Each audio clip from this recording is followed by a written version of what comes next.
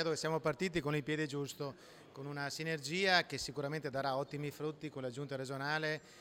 e con la commissione da me presieduta, la terza commissione. Abbiamo subito affrontato alcune tematiche di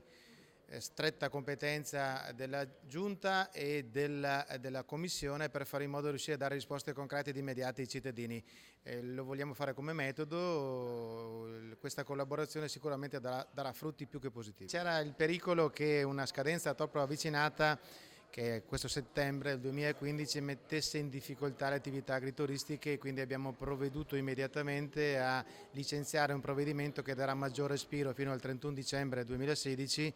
per fare in modo che le attività agrituristiche possano adempiere alle normative vigenti senza avere delle incombenze troppo ravvicinate. È un provvedimento che era atteso, lo abbiamo subito licenziato e verrà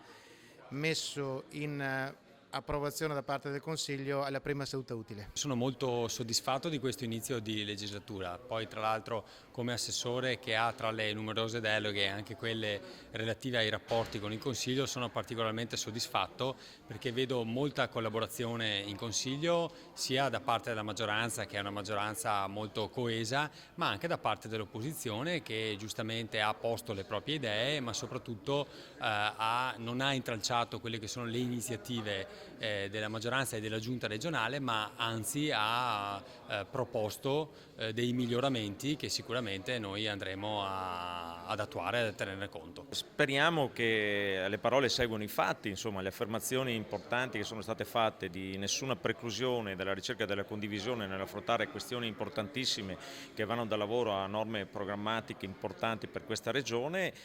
ci dicono che il lavoro sarà tanto, però l'approccio è quello giusto. Aspettiamo la giunta alla prova dei fatti. Per quel che ci riguarda abbiamo stabilito un calendario molto serrato di impegni e sicuramente avremo modo di collaborare per la realizzazione di importanti riforme per questa regione.